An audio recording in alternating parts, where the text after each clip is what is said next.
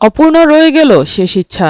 নির্বাচনের আগে BNP chairperson ও সাবেক প্রধানমন্ত্রী খালেদা জিয়ার দোয়া নেয়ার ইচ্ছা ছিল ইনকিলাব মঞ্চের আহ্বায়ক শহীদ শরীফ ওসমান বিন হাদির, কিন্তু সেই ইচ্ছা পূরণ হওয়ার আগেই না ফেরার দেশে পাড়ি জমালেন দুজনই। ৩০ ডিসেম্বর মঙ্গলবার রাজধানীর এভারকেয়ার হাসপাতালে চিকিৎসাধীন অবস্থায় খালেদা জিয়ার মৃত্যু হয়।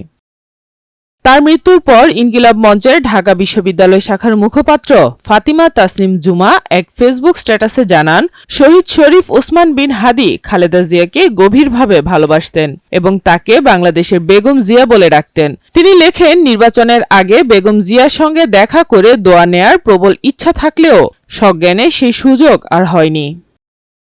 এভারকেয়ার হাসপাতালে দুজনের অবস্থানই ছিল একই ভবনে, তবে দুজনই তখন অচেতন ছিলেন। ভাইয়ের ঠিক উপরের তলার আইসিইউতে বেগম জিয়া ছিলেন।